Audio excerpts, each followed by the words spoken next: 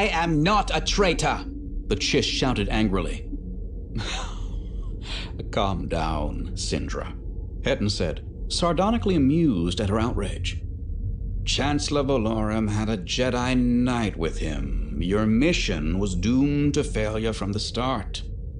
And even if you had succeeded, he added, his voice dropping to a low and dangerous whisper, you still would have brought the wrath of the great houses crashing down on us. What were you thinking? He demanded, with a sudden shout that made both Pak and Sindra jump. Zannah could feel the air crackle as the small man called upon the Force, gathering the energies of the dark side. His power was undeniable, yet as she felt it building, she was confident his abilities would be no match for hers. Hatton, wait! Pak shouted, sensing the peril they were in. We've got something for you. He held up Zannah's lightsaber, waving it above his head so Hetton would be sure to see it. The effect was immediate and instantaneous. The building power of the dark side vanished as Hetton froze, his eyes riveted on the hilt. After a moment, he seemed to regain his composure and sat back down, signaling for one of his guards to bring the treasure to him. When it was placed in his hand, he studied it carefully for a full minute before setting it reverently in his lap. Where did you find this? He asked softly, though there was a dangerous undercurrent in his voice. On her, Pak said. She wouldn't tell us how she got it. Is that a fact? Hetton muttered, suddenly staring at Zannah with renewed interest, running the fingers of one hand idly over the lightsaber's handle. I would be most interested to learn how she acquired this particular specimen. Give me 5 minutes alone with her, Sindra said. I'll get her to talk. Zannah decided that the game had gone on long enough. It would have been a simple matter to snatch the lightsaber back to her shackled hands using the Force, but she had other weapons at her disposal. The Force manifests itself in many different ways, Darth Bane told her. Every individual has strengths and weaknesses, talents they excel at, and others that are more difficult.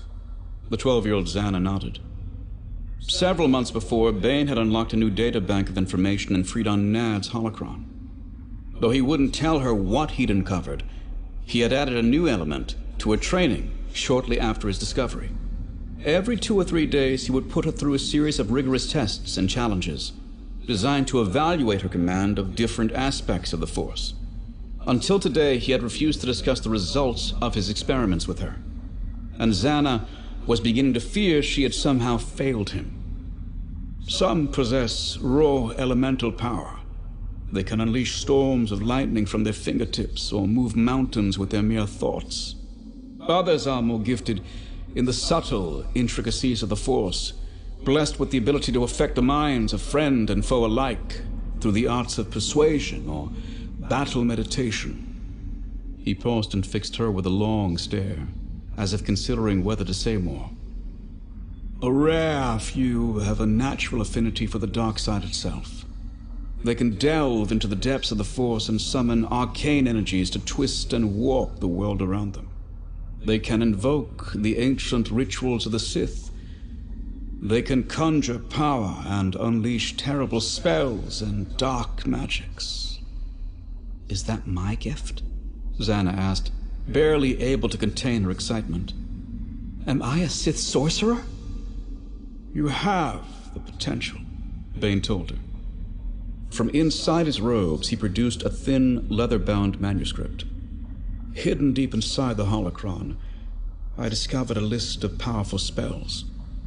I transcribed them into this tome.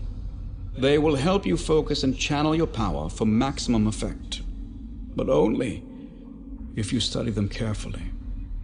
I will, Master, Zannah promised, her eyes gleaming as she reached out to take the book from his hands. My ability to guide and teach you in the ways of sorcery are limited, Bane warned her. My talents lie in another direction.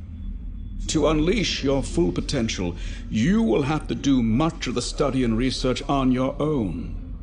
It will be perilous. The thought of exploring the dark and dangerous secrets of Sith sorcery alone filled her with dread. But the chance to achieve a power beyond the abilities of her master to comprehend was a temptation she could not resist. "I will not disappoint you, master," she vowed, clutching the tome tightly against her chest. "And if you ever try to use one of your spells against me," Bane added as a final caution, "I will destroy you." Zannah shook her elbow free of Syndra's grasp and raised her shackled hands before her face. Weaving her fingers in a complex pattern in the air, she reached out with the force and plunged deep inside the Chiss woman's mind to find her secret, most primal fears. Buried in her subconscious were nameless horrors, abominations and creatures of nightmare never meant to see the light of day. Drawing on the power of Sith sorcery, Zannah plucked them out and brought them to life, one by one. The entire process took less than a second. In that time, Syndra had drawn her weapon, but instead of pointing it at Zannah, she suddenly screamed and aimed it high in the air above her, firing wildly at demons conjured from her own mind that only she could see. The illusions grew more real and more terrifying the longer the spell continued. But Zannah had no intention of ending it yet. The Chiss shrieked and threw her weapon to the ground. She flung her head wildly from side to side, covering it with her arms and screaming "no" over and over before collapsing on the floor.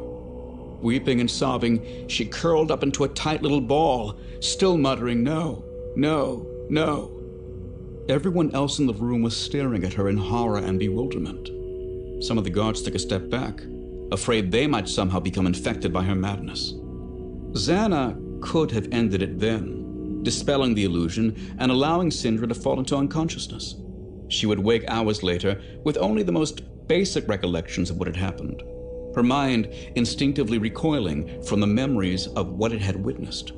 Or Zannah could push the illusion even farther, driving her victim to the edge of insanity and beyond. An image of the Chiss romantically entangled with Kel sprang unbidden to her mind, and Zannah pushed. Syndra's cries of terror became animal howls as her sanity was ripped apart by the ghastly visions. Her hands scratched and clawed at her own eyes, tearing them out. Blood poured down her cheeks, but even blindness couldn't save her from the nightmares crawling through what was left of her mind. Her howls stopped as her body went into seizure, her mouth foamed as her limbs convulsed wildly on the floor. Then, with a final blood-curdling shriek, she fell suddenly limp and lay still, her conscious mind completely and irrevocably obliterated. Her catatonic body was now nothing more than an empty shell. The body shivered once, and Zannah knew that somewhere in the deepest core of Syndra's subconscious, a small part of her still existed, silently screaming, trapped forever with the horrors inside her own mind. Though everyone had borne witness to the Chiss's gruesome and terrifying end, Zannah was the only one who knew what had really happened. Yet even she was never quite certain just what her victim saw. Based on their reactions, she figured it was probably better not to know. She coolly regarded Syndra's body on the floor, still trembling occasionally, then glanced up to see Hetton staring at her intently. She turned away when she heard Pak shouting at her from across the room. "You did this!" He pointed an accusing finger at her. "Stop her, or she'll kill us all!" he cried. Several of the guards took a step toward her, only to pull up at a slight shake of the head from Hetton.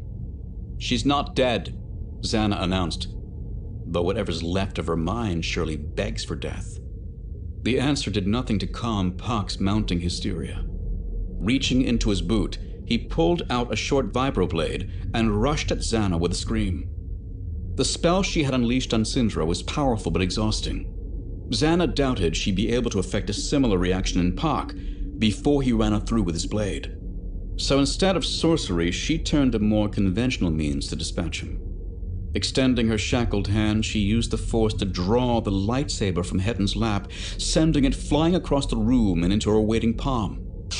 As the blades ignited, she casually snapped her restraints with a single thought. Pak had come in expecting to skewer a helpless prisoner. He wasn't ready to face an armed foe. She could have slain him right then and there, but she noticed that Hetton was still sitting passively in a seat, observing the action. Zannah decided she'd give him a show.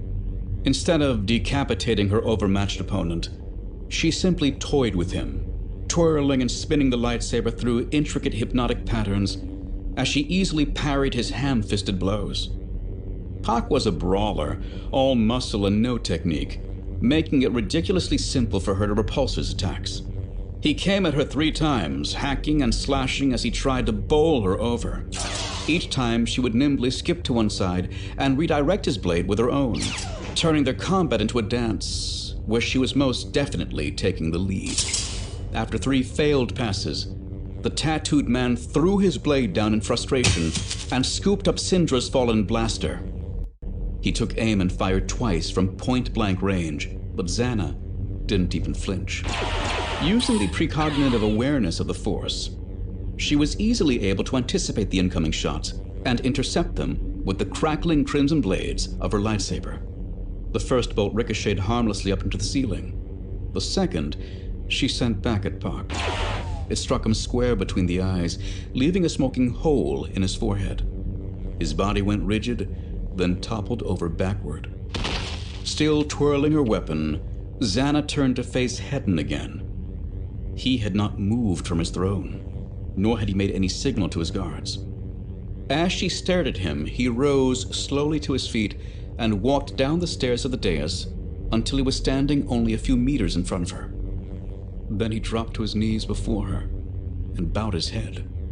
In a trembling voice, he whispered, "I have been waiting for someone like you my entire life."